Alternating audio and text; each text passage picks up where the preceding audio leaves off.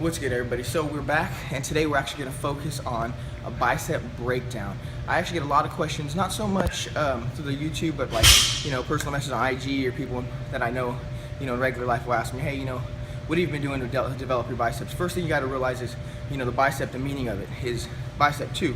It has 2 heads on it. It's got the long head, it's got the short head. You have to hit both heads in order to get that full meaty look on your biceps. If you don't, if you're a guy who's just doing traditional curls, you're always gonna have that nice little ball. But if you're never throwing in and mixing up those hammer curls, you're never gonna get that length to your bicep that you want as well. So right now I'm gonna go through 5 basic bicep exercises, show you what I like to do, and show you what head each bicep hits. So this first exercise is triggering our short head on our bicep. And what we're doing here is we're doing a seated single arm dumbbell curl. The main thing I'm focusing on is bringing the weights up, palm up, and curling in. When I get to the top, I'm squeezing and I'm twisting out just a little bit towards the exterior of my body. So meaning when you come palm up, your pinkies are gonna twist out just a tiny bit, giving you that full round effect on that short head.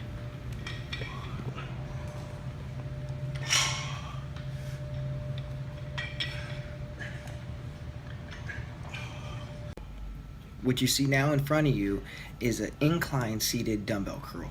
The main thing I'm focusing on is keep my elbows back behind the incline. My elbows should never sway. I should be bending right at the joints, and at the same time I'm imagining that I have a straight bar instead of having 2 dumbbells, and I'm raising those dumbbells up right at the very same time, coming all the way up and squeezing really, really hard.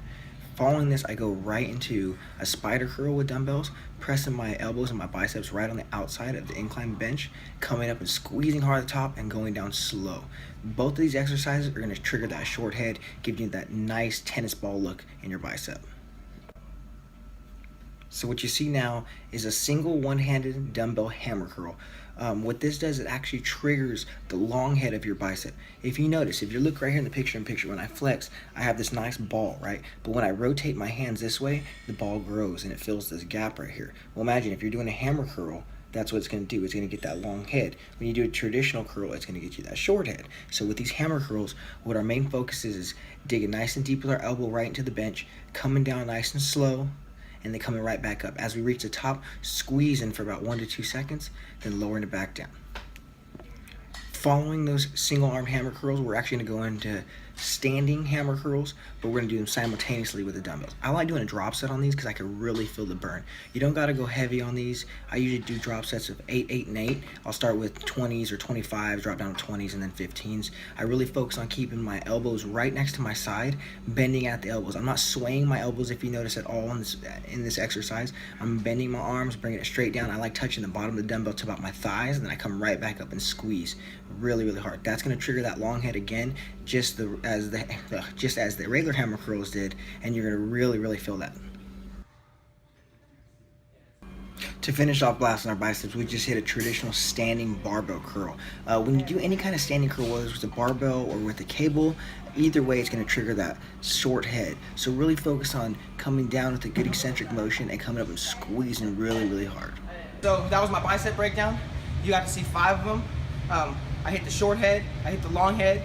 That's just going to give me that full meaty effect, that full look that you're going to get in that bi. So I'm hitting both heads really hard, making sure that's the way that I want my biceps to be pumped out, you know what I mean? So keep in mind, when we work out our biceps, you gotta work the long head and the short head. From here on, I'm gonna head on out. I'm gonna actually go to wrestling practice. I've been telling you guys I'm gonna give you a little bit of footage of what I do as a coach. You get a little bit today, and that'll be it for this video. So thank you guys so much. I'll see you at practice right now. Real simple, okay? If, for example, I go here and he brings it back, all I gotta do is run this inside leg across. I'm running in a circle and I'm knee tapping, bringing this hand straight to the ceiling. So here to here, bring this up and run in a circle, okay? Just knee tap and run across, all right? The next one that we'll go through, I know I'm going quick on these, but the next one we'll go through is, all right, if he leaves this leg here, first thing I do is step behind, pop right behind his leg, sit in a good position, and bring it right back, and take that right from there, okay? Really simple, really easy. All right, now if he's a little more athletic, as soon as I pop, he's not gonna fall like that, he'll keep himself up. Or he'll kick his leg back. Say he just keeps himself up right here, right? Boom, I can't get him. From here, I'm so tight here, all I gotta do is just drop right down to my single. And there's my single right there. And now I can go from here and finish. Does that make sense? See how simple that is? There's 4 different transitions you can go from right there, just depending on what he does. So if you go here, he's athletic, he pulls it back. pull it back out of the way completely. I can't get my single or that pop. I can run here. If not, say I can't run here, it's too tough. He's fighting down here, stays nice and low. I can't get here, right to my front head loop. Everything's right there. There's 4 moves right there to do within one, right? So let's go ahead and work that. We'll give each guy about 15 or 20 seconds, and we'll swap to the next guy.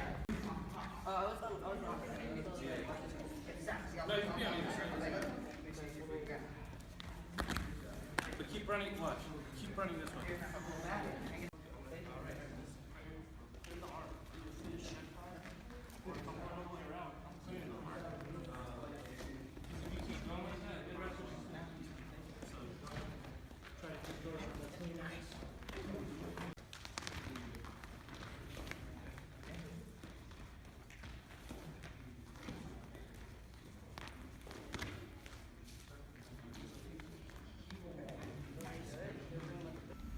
So you got to see my bicep breakdown. You got to see a little bit of me in action at practice and working with one of my athletes, of course.